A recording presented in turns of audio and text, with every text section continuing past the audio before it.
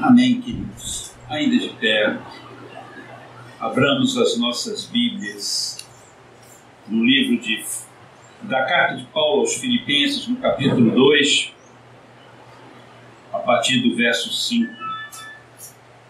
Filipenses, capítulo 2, a partir do verso 5.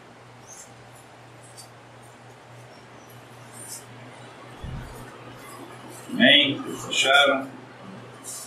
Diz assim a palavra de Deus: de sorte que haja em vós o mesmo sentimento que houve também em Cristo Jesus. E sendo em forma de Deus, não teve por usurpação ser igual a Deus, mas esvaziou-se a si mesmo, tomando a forma de servo, fazendo-se semelhante aos homens, e achado na forma de homem, humilhou-se a si mesmo, sendo obediente até a morte, e morte de cruz. Até aí somente. Vamos orar novamente. Querido Deus, Pai amado, Deus, como carecemos de Ti, Senhor. E Deus, como precisamos que o Senhor nos fale. Meu Deus, tem misericórdia de nós. Fala ao nosso coração nesta manhã. Continue falando, meu Deus. Estamos agora num momento todo especial, onde a Tua palavra acabou de ser lida. Agora, Pai, ensina-nos, mostre-nos aquilo que Tu tens para nos dizer. Prepara os nossos corações. Toma esta glória que é Tua, Deus, só para Ti. Toda honra e toda glória somente a Ti. Não deixe que eu te atrapalhe na comunicação desta mensagem, Pai, para o Teu povo aqui reunido.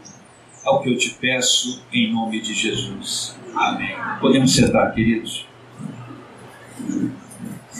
Amados, quando Deus quer falar, não tem nada que impede Ele disso, até o hino foi exato para a mensagem. Escola dominical, vocês vão ver, não vou falar, vocês vão perceber isso. Amados, esse texto, tá, é um dos mais difíceis da Bíblia. Esse texto que nós acabamos de ler agora. Tem originado aí vários debates, ensinos, muita teologia em cima. Mas hoje eu quero me ater apenas a algo que Deus colocou no meu coração. Tá? Muito simples, nada demais, nenhuma revelação profunda, podem ficar tranquilos quanto a isso. Mas quero me ater ao que o apóstolo Paulo traz como essência, né, para a nossa meditação. E ele fala, vocês verem que ele já inicia o texto dizendo assim, que é mistério, que é necessário, que devemos ter o mesmo sentimento que houve em Cristo Jesus. E é sobre esse sentimento, e nada mais do que isso, que Deus me manda falar para todos nós aqui nesta manhã. Então, nós vemos que a forma como o apóstolo Paulo coloca isso é como se fosse um condicionamento. Eu gosto até mais dessa palavra. Você condicionar ou se condicionar a uma situação. A gente tem que até entender, eu gosto de Paulo, porque ele, quando ele traz a teologia dele, ele fala muito da parte prática dessa teologia. Lá em 1 Timóteo 4,8, a gente vai ver um exemplo, uma analogia que ele faz sobre o exercício físico e a piedade. Então ele faz uma analogia ali, onde ele diz assim, olha, o exercício físico é de pouco proveito, mas a piedade, quando exercitada... Então ele faz uma analogia, dá uma explicação. Não é que ele é contra você praticar um esporte, né? Não é isso. O cerne do que ele está dizendo não é esse. Mas ele está dizendo que, às vezes, nos esquecemos que tudo na vida cristã é prática. Hoje o Carlos falou isso aqui na escola bíblica. Prática pura. Qualquer coisa relacionada na nossa vida cristã, ela provém de prática. E aqui Paulo está dizendo, olha, vocês procurem ter, se esforcem nisso, almejem isso, tenham isso como meta e alvo da vida de vocês, terem o mesmo sentimento que houve em Cristo Jesus. Então o texto sagrado ele nos leva a refletir sobre a importância vital desse comportamento em nossa caminhada com Cristo. Eu não imagino Paulo fazendo esse destaque de bobeira, à toa, sem ter a visão clara e um objetivo muito bem definido da importância dessa nossa atitude, de termos esse sentimento. Então aqui o apóstolo Paulo, ele qualifica este sentimento mostrando para nós 3 disposições que o compõem. Então veja bem, foi isso que Deus mostrou para mim. Volto a repetir, esse texto, ele estudado, tentando se esgotar ele, que é uma coisa que não vai se conseguir fazer nunca, ele leva a dias, meses de estudo, porque tem muito material ali, mas eu quero me ater apenas a esta questão que Paulo está aqui apontando. Tenha o mesmo sentimento que havia em Cristo Jesus, que houve nele. E aí ele qualifica esse sentimento de uma maneira tal que fica até de uma forma didática para melhor absorção, para uma melhor compreensão do seu ensino. Então, do que compõe esse sentimento? Né? Exatamente sobre o que Paulo está falando, já que ele é tão importante para nós, é vital para que nós possamos caminhar com Jesus. Como é que funciona isso? Quais são os pormenores desse sentimento para que a gente possa entender o que havia em Cristo Jesus e que nós devemos copiar? A primeira coisa que o apóstolo Paulo mostra para nós aqui, e ela está lá no versículo 6 desse mesmo capítulo 2 que nós lemos, é a abnegação. O texto diz assim, que sendo em forma de Deus, não teve por usurpação ser igual a Deus. Vamos parar aqui e tentar entender o que Paulo quis dizer com isso. Se nós pegarmos a definição no dicionário, eu gosto muito, eu lembro que o Carlos uma vez falou assim, gosto muito de ler dos nomes, eu gosto de saber o significado dos nomes, dos lugares. Gente, é a maior verdade, você tem lições preciosíssimas em nomes, em lugares, em regiões. E aqui, na definição do dicionário, do nosso dicionário comum, diz assim, o que é abnegação? Ação caracterizada pelo desprendimento, altruísmo, em que a superação das tendências, prestem atenção nisso, que a superação das tendências egoísticas da personalidade é conquistada, agora, cereja do bolo, em benefício de uma pessoa, causa ou princípio de dedicação extrema, altruísmo. Falamos isso hoje aqui na escola dominical. Esse prefixo ab, tá? Ele é como se ele aumentasse a proporção, é uma negação de si mesmo, mas ao extremo. É quando você se doa em prol de uma pessoa, de uma causa.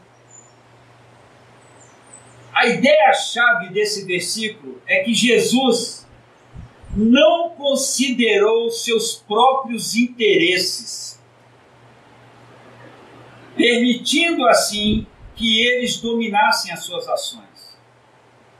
O termo usurpação, que é usado aí nesse texto, ele tem 2 conotações.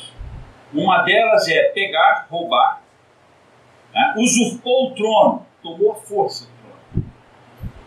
Mas Jesus, já é Deus. Sempre foi Deus. Ele não precisava fazer isso. Então, qual é o outro entendimento que nós temos pelo contexto desse texto? Tá?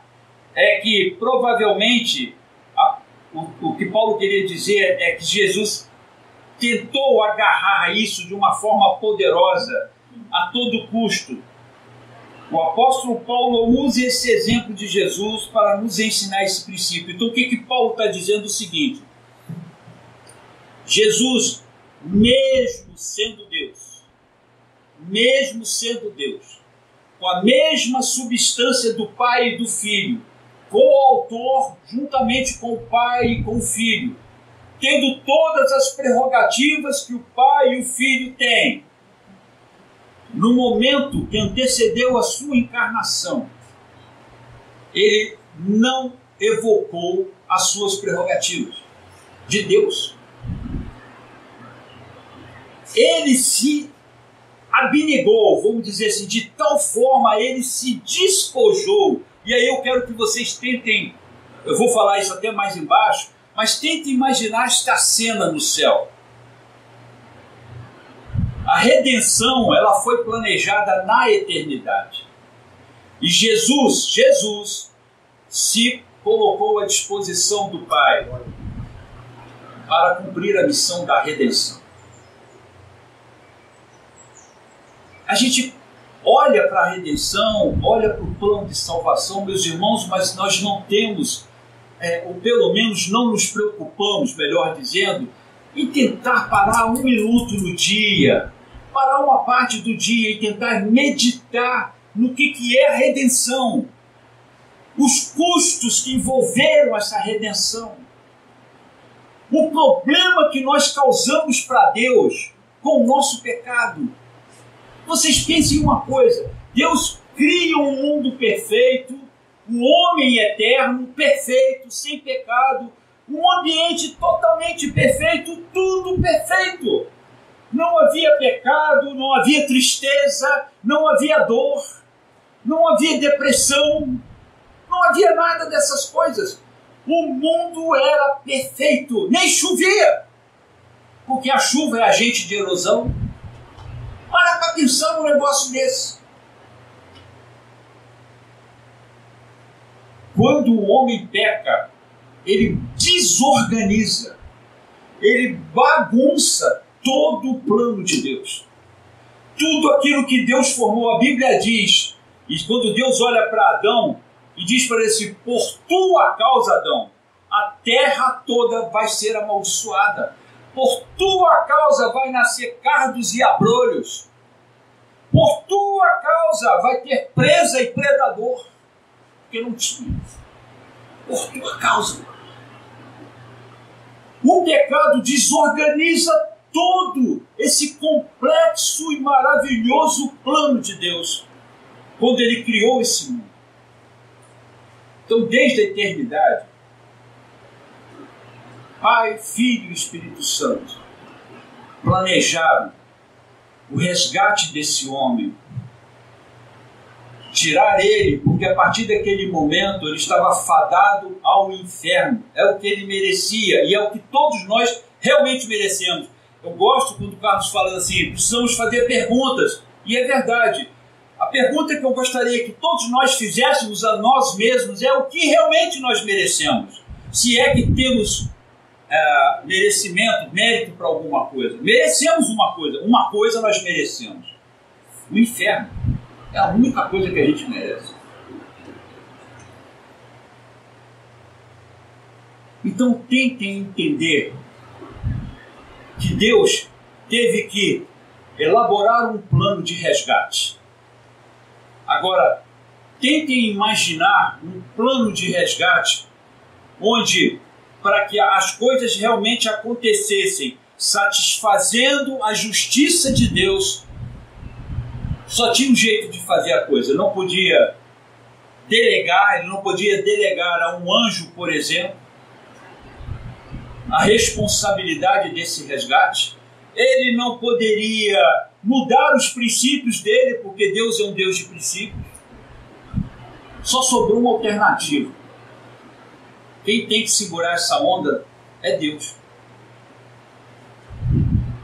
A única pessoa que teria a capacidade, a gerência e o poder para mudar esta situação seria o próprio Deus entrando na história. Agora vocês param, tentem entender isso. Então nós estamos falando de Deus dizendo assim, bom, eu vou ter que assumir essa responsabilidade in loco, ou seja, no local. É o que Paulo está tentando mostrar para a gente aqui.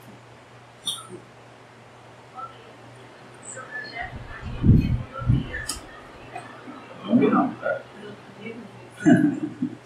Bom, queridos, Jesus, quando assumiu a responsabilidade de ser o agente desse resgate, o agente desta salvação, o agente desta mudança, quando ele chega diante de Deus, ele sendo Deus, em nenhum momento ele evocou para si as prerrogativas que ele tinha como Deus. E aí, queridos, a gente vê isso claramente em Filipenses 2,3, porque quando Paulo fala sobre isso, ele está olhando para o que ele disse lá no versículo 3 do mesmo texto. Nada façais por contenda ou vanglória, mas por humildade, cada um considere os outros superiores a si mesmo. O que Paulo está mostrando é o seguinte, olha só, esse sentimento que Jesus tinha abnegação. Jesus era uma pessoa abnegada. Então vocês precisam entender que como é que o foco de Jesus, ele não olha para si, ele não olha para os seus direitos, ele não evoca para si as suas prerrogativas de Deus, mas ele olha para o homem perdido, que não tinha outra opção se ele não fosse lá resgatá-lo. Só Jesus podia fazer isso. Nós nunca paramos, irmãos, para meditar sobre a redenção. Por quê? Porque a redenção, o Carlos falou um negócio aqui hoje tremendo, quando nós repetimos a mesma coisa várias vezes, ela é repetida exaustivamente. Se você não tomar cuidado, aquilo perde o brilho. Perde o brilho. E devemos confessar isso para Deus. A redenção para nós ficou algo como banalizado. Meu Deus, que pecado horrível nosso de banalizarmos algo que nos livrou do inferno. Do inferno. Eu não entendo como é que nós, eu estou falando de mim mesmo, ignoramos isso. E o Paulo está chamando a nossa atenção aqui nesse sentido. Embora Jesus também seja Deus, constituído da mesma essência e substância do Deus Pai e do Deus Espírito Santo, não evocou estas prerrogativas e nem fez exigências no episódio da sua encarnação. Em Colossenses capítulo 1, versos 15 e 16, lemos o seguinte: o qual é a imagem do Deus invisível, o primogênito de toda a criação, porque nele foram criadas todas as coisas, que há nos céus e na terra, visíveis e invisíveis, sejam tronos, sejam dominações, sejam principados, sejam potestades, tudo foi criado por ele e para ele. Gente, Jesus é Deus e sempre foi. Agora, o importante é que nós devemos entender que ele abre mão de todas essas prerrogativas por nossa causa. E quando a gente começa a pedir a Deus esclarecimentos como esse, Senhor, me esclarece isso, abre a minha mente para poder entender, Senhor, o custo de tudo isso. E quando Deus começa a fazer isso na sua mente, meus irmãos, você cai de joelhos e pede perdão a Ele por estar desprezando tão grande salvação como é falado lá em Hebreus. Bom, o primeiro componente desse sentimento que Paulo diz que nós devemos ter e copiar de Jesus é a abnegação. O outro ponto, irmãos, é a renúncia. A famosa renúncia que nós pregamos diuturnamente nos nossos púlpitos. E o limite, ou a linha, ou a fronteira que separa abnegação de renúncia, ela é tão tênue que acabam se confundindo. Se você pega a definição de abnegação e pega a definição de renúncia, você vê que são tão similares, são tão intrínsecas, tão unidas uma à outra, que fica difícil até de nós olharmos de forma separada. Mas a renúncia, no versículo 7 desse capítulo que nós lemos, no capítulo 2 de Filipenses, mas esvaziou-se a si mesmo, tomando a forma de servo, fazendo-se semelhante aos homens. Jesus se esvaziou. Vamos entender um pouquinho melhor o que diz isso aí. Se nós formos lá para a definição, e aí eu tive a curiosidade de ver no jurídico, né, o que significa renúncia. Tá? Achei muito interessante esse conceito de renúncia lá no meio jurídico. Diz assim: é a abdicação do direito que, demonstrado pelo titular, não transmite esse direito a um terceiro. É o abandono do direito. Quando Jesus se esvazia, ele abandona o direito que ele tinha como Deus de poder evocar qualquer prerrogativa. Ele podia evocar qualquer tipo de situação, mas ele não fez isso. A palavra diz claramente que ele se esvaziou. E se nós formos para o entendimento disso, só renuncia quem é abnegado. Falamos tanto de renúncia nos nossos púlpitos, nas nossas pregações, nos nossos ensinos, mas não entendemos que para você renunciar, primeiro você tem que ser abnegado. Primeiro o teu foco tem que ser no outro. Primeiro você tem que olhar para as necessidades do outro. Primeiro o outro, depois você. E quando você tem essa consciência, eu chamaria a abnegação de um primeiro pensamento, de um primeiro momento, quando você tem o entendimento que a sua vida ela está centrada em cima disso, de você servir ao outro. E nós vamos ver isso claramente nesse episódio aqui. Então preste atenção nisso. A expressão fez-se sem reputação, em algumas traduções esvaziou-se, está escrito assim: Jesus fez-se sem reputação, ou seja, ele abriu mão da sua reputação. O que nos identifica com esta sociedade? O que nos faz ser alguma coisa perante essa sociedade? É o legado que nós construímos ao longo da nossa vida. É a nossa reputação. É o que você é realmente para a sociedade quando eles olham para você. Por exemplo, quando eles olham para a Márcia, qual é o entendimento e qual é a reputação da Márcia? Qual é a reputação do André? A minha reputação. Isso é o que importa para a sociedade quando ela nos olha. Jesus abre mão desse conceito. Ele não se importa. Ele simplesmente abre mão do direito de ser, de ter todas as coisas que ele tem ao seu redor, a sua glória, a sua majestade, a adoração dos anjos. Ele abre mão de tudo isso. Ele abre mão dessa reputação. Por quê? Porque ele se abnegou, ele olhou para nós e ele viu assim: eu preciso resolver isso. E só eu posso resolver. Então Jesus se esvaziou. E aí, muitos teólogos perguntam: do que Jesus se esvaziou? O que foi que ele realmente teve que tirar de dentro de si? Ou, como diz aqui no conceito jurídico, quais os direitos que ele teve que abandonar? É certo que ele não se despiu da sua divindade e nem dos seus atributos. E precisamos entender o seguinte: Jesus abriu mão de tudo quanto era acessório que ele tinha. Primeiro, ele sai do trono. Ele pega o cetro dele e coloca sobre o trono.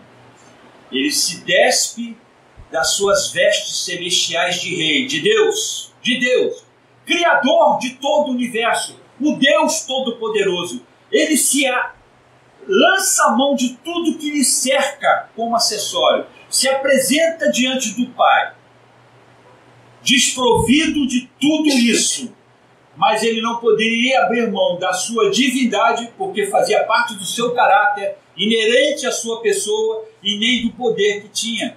Então Jesus continua Deus, mesmo encarnado, ele era Deus, como é Deus, e como sempre foi Deus. Todo o poder estava nele, porque ele é Deus. Ele não podia abrir mão disso. Então ele se encarna, abrindo mão de toda a sua glória, para poder suprir a nossa necessidade. Não existe altruísmo maior do que esse. Falamos nisso aqui agora na escola dominical. Falamos sobre isso aqui. Paulo está dizendo para vocês, olhem para isso. Prestem atenção nesse ato, nessa atitude. Você faria algo parecido? Você deixaria? Eu estou repetindo o que o Carlos falou aqui, porque é a pregação de hoje. Estou repetindo exatamente o que o Carlos falou aqui. Você faria a mesma coisa? Eu faria a mesma coisa. Eu abriria a mão dos meus direitos. Eu abriria a mão dos meus acessórios, da minha casa, do meu lar. Eu abriria a mão de tudo isso para fazer o que Jesus fez. Ele olhou para o outro. Continuando, meus irmãos.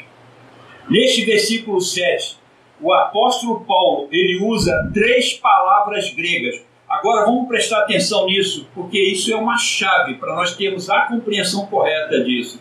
3 palavras gregas que descrevem o que significa para o eterno Filho de Deus se tornar em semelhança de homens. A primeira palavra grega que Paulo usa, veja bem, para ele descrever essa cena, ele usa 3 termos gregos. Cada termo grego tem um objetivo, ele define alguma coisa. O primeiro deles qual que é? O termo morfê, muito conhecido de todos nós, morfológico, por exemplo. Nós sabemos disso. É a mesma palavra usada no verso 6, meia dúzia, tá? Para expressar a forma de Deus. Lembra que Paulo está dizendo no verso 6, ele está mostrando que Jesus é Deus, sempre foi Deus, e quando se encarna, continua sendo Deus. Ele é Deus. Então, esta forma de Deus está sendo usado o mesmo termo grego, morfê. Essa palavra foi utilizada para falar de Jesus em forma de Deus, e agora é usada para falar de Deus em forma de servo.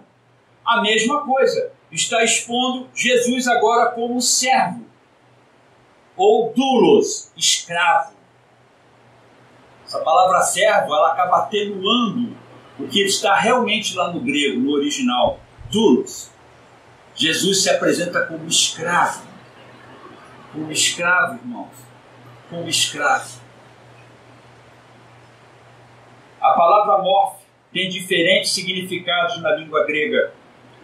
Ela se refere tanto ao caráter interno de uma pessoa, quanto à forma externa que expressa esse caráter interno. Então você tem dentro de você uma característica que te impulsiona, algo que coordena a sua vida. Isso é morfe, é a forma como você vê as coisas. Mas a sua reação diante dessa experiência faz o que você é para fora, no visível, no contato com as pessoas. Eu sou um cristão, então eu vou me vestir como um cristão. Vocês entendem? Eu entendo os princípios de Deus para a minha vida quanto à forma como eu devo me comportar nas minhas vestes, no meu falar, ok? É uma característica minha como cristão. Então, quando eu me expresso para este mundo, eu me expresso da mesma forma, como um cristão, morfe. Desta maneira, quando Paulo diz que Cristo tomou a forma de servo, ele quer dizer que Cristo se tornou homem, tanto interna quanto externamente. Já temos visto que Cristo possuía internamente a natureza de Deus. Versículo 6, não é isso que nós vimos lá? E a apresentou externamente. O poder continuou. Ele, sendo Deus, continuou. Nesse mesmo sentido, Jesus também tinha a natureza de homem, tanto interna quanto externamente, exceto no pecado. E vocês vão entender a grandiosidade de tudo isso, irmãos. É importante que vocês prestem atenção nisso aqui. Qualquer coisa que pode ser dita acerca do homem pode ser dita também sobre o Senhor Jesus Cristo. Ele tinha as duas naturezas.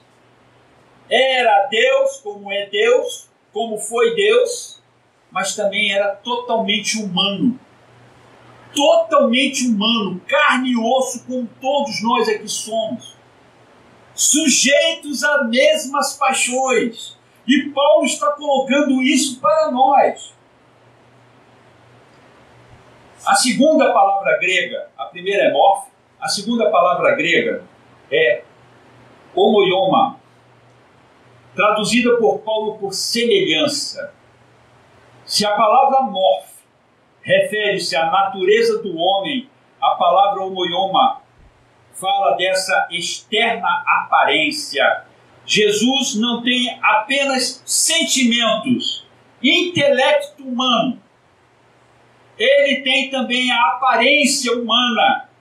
Ele nasceu como um bebê judeu, cresceu como os outros meninos da sua raça, e do ponto de vista físico, ele foi perfeitamente homem. Irmãos, tem muito crente que entende errado esta relação, que não entende a dimensão poderosa de tudo isso. Jesus, quando se encarnou, meus irmãos, ele se sujeitou, porque quando ele se esvazia, para ele poder se encher da nossa experiência, não podia estar cheio da experiência que ele trazia do céu. Ambientes diferentes, meus irmãos.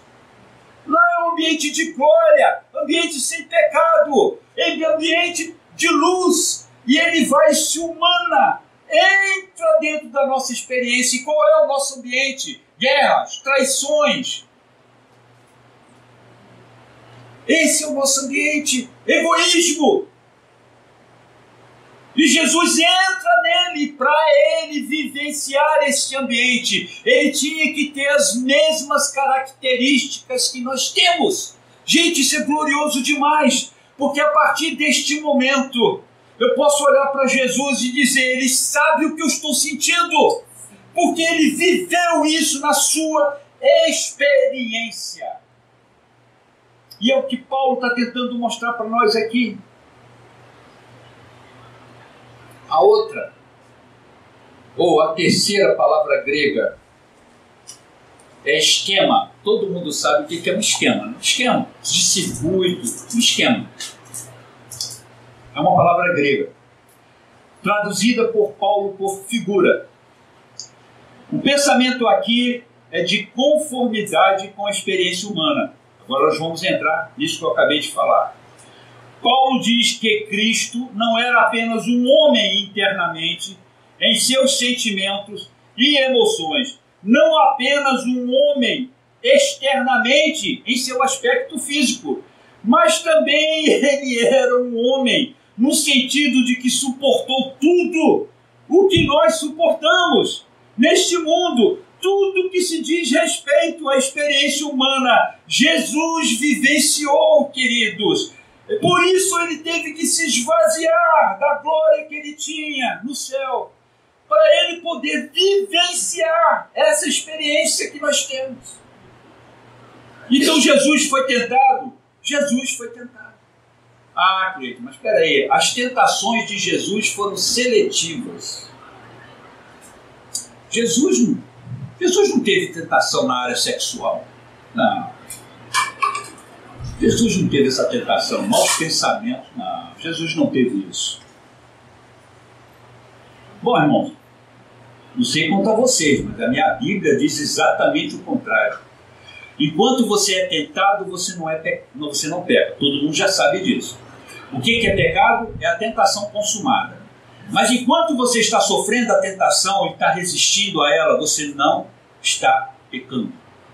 Então olha só o que diz lá em Hebreus capítulo 4, verso 15. O texto sagrado diz assim: porque não temos, acho lindo esse texto, porque não temos um sumo sacerdote que não possa compadecer-se das nossas fraquezas, porém um como nós. Como é que é? Um como nós. Um como nós, em tudo, de novo, olha lá, um como nós e em tudo foi tentado. Como é que é? Tudo é tudo, irmãos. Tudo é tudo. Tinha mulheres bonitas no tempo de Jesus, e como tinham, irmãos. Tinha mulheres cheirosas, e como tinham. Jesus foi assediado? Bom, eu não sei como é que era a figura de Jesus, mas com toda certeza absoluta, ele chamava atenção. Ele foi assediado? E foi assediado. Jesus em tudo foi tentado, mas sem pecado. A coisa começa a mudar de figura agora, porque eu já começo a olhar para Jesus como um igual. Eu já olho para Jesus, eu já posso olhar para Ele e dizer assim: Senhor, eu tenho problemas nesta área, e eu sei exatamente que o Senhor sabe como é que é esse negócio, porque o Senhor passou por isso. O Senhor foi tentado nisso. Jesus, eu tenho essa experiência negativa na minha vida, mas eu posso falar contigo abertamente, Senhor, porque o Senhor tem a mesma experiência. O Senhor sabe o que eu estou passando. O Senhor conhece as minhas necessidades, porque o Senhor também as teve. Irmãos, a gente precisa ter essa compreensão, queridos, porque senão a figura da encarnação passa a ser algo tão superficial que não causa o efeito que nós precisamos, que não vai impactar nossas vidas como precisa ser impactada. E é por isso que Paulo diz: tenham o mesmo sentimento que houve em Cristo Jesus, ou pelo menos tenham a compreensão correta da encarnação, da redenção e do que envolveu todo este processo. Jesus foi tentado, mas ele também sofreu. 1 Pedro 2,21 diz assim: para isto sois chamados, pois também Cristo padeceu, sofreu por nós, deixando-nos o quê? Um exemplo, para que sigais as suas passadas, ou os seus passos.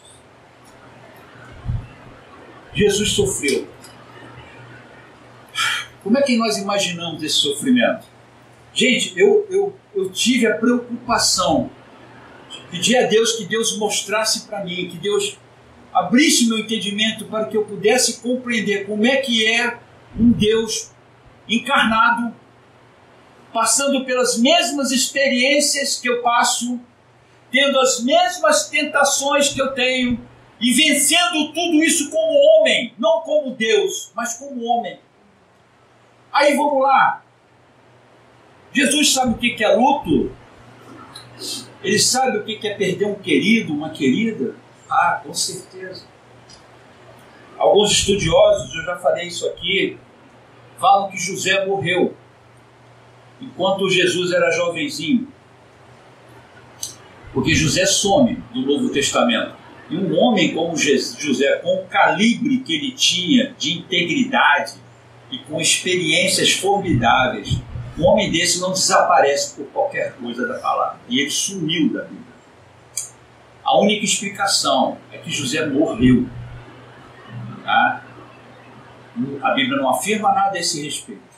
Mas com toda certeza, gente, quando Jesus chega lá na cruz e fala assim, fala para João assim, essa é a tua mãe, agora você cuida dela. Por que falar isso para João se ela estivesse ainda com José? Jesus passou pelo luto. Ele sentiu toda a dor desse sofrimento. Eu quero que vocês entendam que na sociedade hebraica, judia, a criança com 13 anos, o homem, garoto, o menino, já estava apto para o trabalho. E quase em 100% das vezes ele seguia a carreira do pai. Com toda certeza, olhando para o exemplo da sociedade da época, nós podemos quase que afirmar que Jesus seguiu a profissão de carpinteiro. Jesus sofreu, meus irmãos. Ele tinha que acordar cedo. Tem gente que reclama, eu pego o Japeri das 6 horas. É verdade. Eu já entrei em um metrô, eu entrei e saí do outro lado. Eu não queria sair, mas eu saí. Tá? Então, gente pega ônibus lotado. 5 horas da manhã já está na luta, já está na pista para trabalhar. Alguns têm que caminhar um tempo para depois pegar uma condução, depois pegar outra, e por aí vai. As estatísticas mostram que o trabalhador brasileiro passa pelo menos 4 horas dentro de uma condução. Para pensar nisso. Aí o camarada que está nessa jornada infeliz, Jesus não passou por isso. Será, meus irmãos? Acordava cedinho. Ele tinha muitos irmãos para sustentar. Todos menores do que ele, não aptos para o trabalho. Jesus assume a responsabilidade de cuidar daquela casa. Não foi fácil para ele não, irmãos. Salário de carpinteiro hoje, bom, eu não preciso falar muita coisa, os carpinteiros que o digam. Imagine nos tempos de Jesus. E quando chegava na hora da comida, quantas vezes Jesus teve que deixar de comer para sobrar para os seus irmãos? Cleito, que é isso? A Bíblia não fala isso. Não, a Bíblia realmente não fala isso. Mas ela fala de uma sociedade empobrecida, totalmente arruinada por causa do Império Romano. Eu sei de cenas como essa no meu dia a dia, de pessoas que eu conheço. Por que não pode ter acontecido com Jesus? Queridos, nós precisamos entender toda essa situação que envolveu a pessoa do nosso rei. Não pensem, não vamos pensar que Gabriel estava ali com um pano no braço, postado ao lado de Jesus. Pois não, mestre? Alguma coisa? Gabriel, manda aí, sei lá, uma carne assada. Não tinha isso. Nunca houve isso. Jesus não teve moleza. Gente, e eu fico irado. A palavra certa é essa. Irado. Quando eu vejo alguns, não vou falar essa palavra aqui, mas algumas pessoas não dotadas de tanto conhecimento assim, que dizem, peguem aquela passagem, ele acordou e foi para a praia. Aí, ó, casa de praia. Jesus tinha casa de praia. O infeliz não percebe que aquela casa nem era dele, era de Pedro. Jesus dormia lá. Gente, pelo amor de Deus. O outro diz, não, ele foi no jumento 0 quilômetro. E o jumentinho se equivale. Eu estou falando de um pastor que falou isso, tá? Por favor. Não é qualquer pessoa, não. É um pastor, um cara que se diz que tem conhecimento bíblico. Ele diz que Jesus montou no jegue, aquele jegue era 0 e equivalia a uma BMW de hoje, porque nem todo mundo tinha jumento naquela época. Eu fico irado com esse tipo de coisa. A Bíblia diz que Jesus sofreu, ele padeceu. Lá em Hebreus diz que ele aprendeu a obediência pelas coisas que ele sofreu. Não teve refresco para ele, não. Nunca teve. Porque ele precisava entender essa experiência nossa. Ele precisava compreender o que é sofrimento na pele. Bom, temos mais coisas. Jesus se desapontou. Quantos de nós aqui, irmãos, nos desapontamos com aquelas pessoas que estão ao nosso redor, com as traições que sofremos, com as maledicências, com as fofocas, com os falsos testemunhos levantados? Quantos de nós aqui, quantos familiares, quantas pessoas íntimas? Jesus diz que quem vai me trair vai meter a mão no mesmo prato que eu vou meter para comer. E nós passamos, para pensar nisso. É quem está do teu lado, é o teu amigo mais íntimo, é a tua amiga mais íntima, é um parente teu, é o teu sangue. Lá em Mateus 23, 37, ele expressa bem essa dor, porque ele vivenciou, ele experimentou.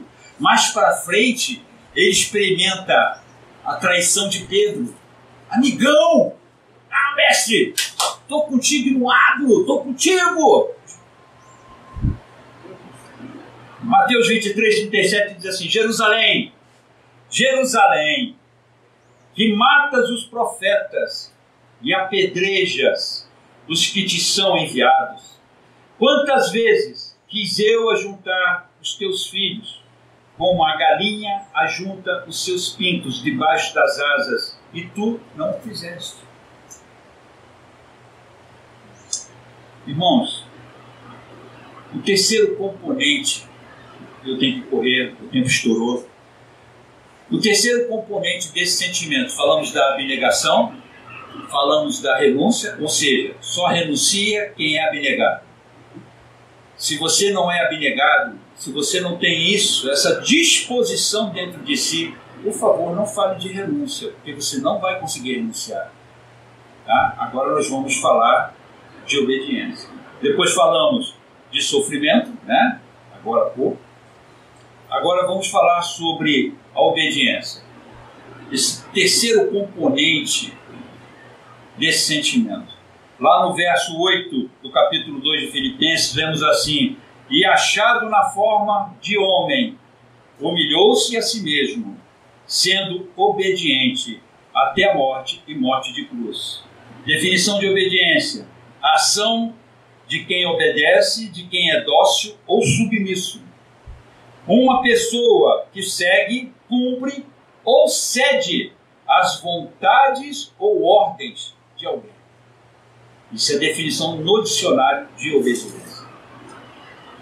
Apesar de ter vindo à terra em forma de homem, Jesus era mais do que um simples homem. Já sabemos disso. Jesus mostrou humildade quando foi obediente. Servos e escravos, a palavra usada lá no grego para falar de Jesus é doulos, escravo. Servos e escravos obedecem. Jesus obedeceu a Deus até o ponto de morrer em uma cruz. Muitas pessoas estão prontas para servir outros, se isso não lhes custar nada. É fácil, é bom, não custa nada, não me custa nada. Aí é mole. Mas se há um preço a pagar, então perdem o interesse. Jesus Cristo serviu sacrificialmente e foi obediente até a morte e morte de cruz. Cristo se esvaziou e aí ele começa a descer uma escada. Eu acho interessante que Paulo nos apresenta uma escada para baixo. Preste atenção quando ele diz que Cristo se esvaziou e se humilhou quando se fez homem. Depois desceu mais um degrau nessa escalada de humilhação quando se fez servo. Mas desceu as profundezas da humilhação quando suportou a morte e morte de cruz. E nós sabemos muito bem o que aconteceu com Jesus quando ele foi preso, martirizado e morto. Com seu sacrifício, ele transformou esse horrendo patíbulo de morte no símbolo mais glorioso do cristianismo.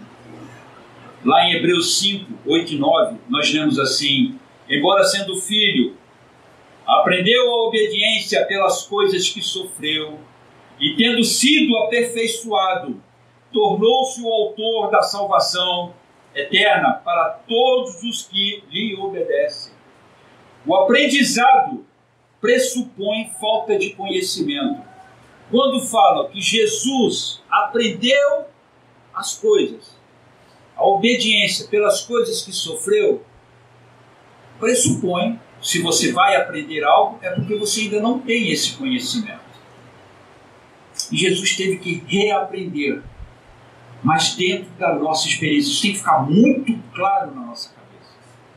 Que Jesus vivenciou cada experiência que nós vivenciamos hoje.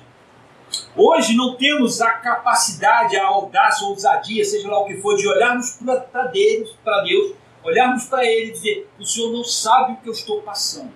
O Senhor não tem noção do que eu estou sentindo. Qual é a conclusão que nós chegamos, meus irmãos? Não devemos olhar, eu vou ler um trecho aqui que é importante. Não devemos olhar a morte de Cristo na cruz apenas sob a perspectiva do sofrimento físico. Precisamos entender isso. Existe um outro tipo de olhar. A grande questão é: por que ele morreu na cruz? Cristo não foi para a cruz porque Judas o traiu por ganância, porque os sacerdotes o entregaram por inveja, ou porque Pilatos o condenou por covardia. Jesus não foi para a cruz por estes motivos. Ele foi para a cruz porque o Pai o entregou por amor, e porque ele, Jesus, a si mesmo se entregou por nós, como nós dissemos logo no início. Ele morreu pelos nossos pecados, 1 Coríntios 15:3. Nós o crucificamos, nós estávamos lá, no Calvário, gente, nós estávamos lá. Não como plateia, mas fomos os agentes da sua crucificação. Se só existisse eu nesta terra, Jesus iria para a cruz do mesmo jeito. Do mesmo jeito. A cruz de Cristo é a maior expressão do amor de Deus por nós e a mais intensa expressão da ira de Deus sobre o pecado.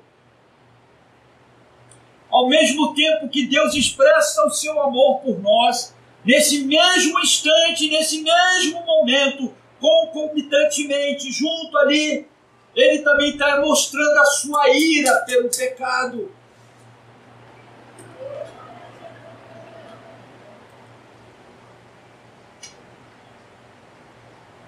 O pecado é horrendo aos olhos de Deus.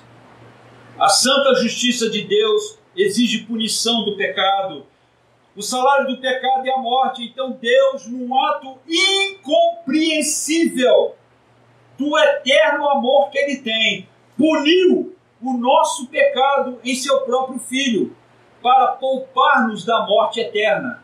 Na cruz, Jesus bebeu sozinho o cálice amargo da ira de Deus contra o pecado. Na cruz, Jesus foi desamparado para sermos aceitos por Deus.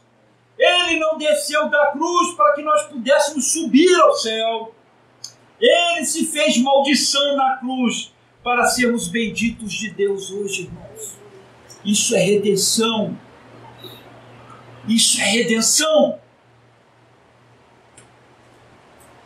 Ele morreu a nossa morte para que vivamos a sua vida. Para encerrar, quando nós começamos a ler esse texto, lá no versículo 5, nós lemos o quê? De sorte que haja em vós o mesmo sentimento que houve também em Cristo Jesus. Entenderam agora? Por que Paulo enfatiza tanto essa questão de nós termos esse mesmo sentimento que Jesus teve? Irmãos, porque foi falado aqui hoje na escola dominical, nós temos um propósito. Nós temos um propósito, amados. E qual é esse propósito? está lá em 1 Pedro 2,9. Esse é o nosso propósito. É o propósito de vida que Deus entregou para nós. Então prestem atenção agora, porque agora é o grande finale dessa mensagem. Vocês, porém, são geração eterna, sacerdócio real, nação santa e povo exclusivo de Deus. A Bíblia está dizendo o que você é agora. Não quer saber o que você pensa sobre si mesmo. Ela está te dizendo o que você é. Então eu fico com a Bíblia. Ok? Então ela diz que nós somos geração eleita, sacerdócio real, nação santa, povo exclusivo de Deus. Para quê? Para você deitar numa rede com um copo lindão de suco de laranja, tá? Com um cara bolando lá, uma folha enorme em cima de mim. Não!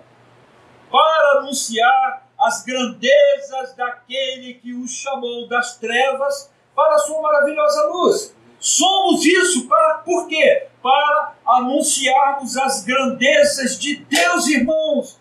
É o nosso propósito.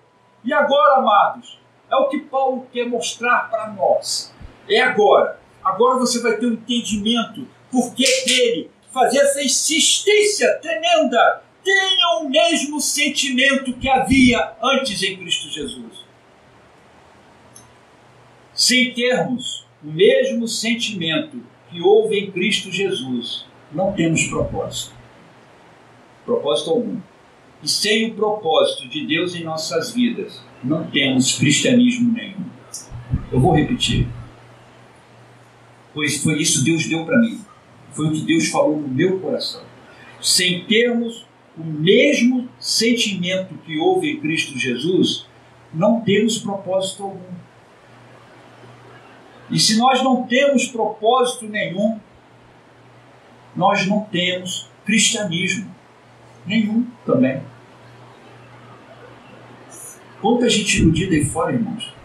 Quanta gente iludida dizendo: eu sou um cristão, eu vou para o céu. Quando na verdade eles não possuem o sentimento que houve em Jesus Cristo. Nós precisamos buscar esse sentimento para nossas vidas. É como eu disse, é como Paulo falou. Paulo disse para Timóteo, ali, aquele jovem pastor, ele disse assim: presta atenção, Timóteo, o exercício físico é legal, quer dizer, mas não vai te dar aquilo que realmente você precisa. Mas o exercício da piedade, esse é eterno, você sobe com ele, Timóteo. Sem termos o mesmo sentimento que houve em Cristo Jesus, não temos propósito algum. Para você ter um propósito, para você fazer parte desta nação, para que você possa falar das grandezas de Deus, é necessário que você tenha o mesmo sentimento que houve em Jesus Cristo. Porque se esse sentimento não arde no teu coração, então você não tem cristianismo nenhum. É muito sério. E é por isso que Paulo chama a nossa atenção. É por isso que ele diz assim: ei, acorda, presta atenção. Preste atenção no que eu estou te dizendo. Esta foi a mensagem que o Senhor Jesus me deu. Vamos prestar atenção no que Ele está mandando. Vamos olhar com cuidado para o tamanho dessa redenção e não vamos desprezar essa tão grande salvação que Ele deu por nós. Amém, queridos? Ficar de pé.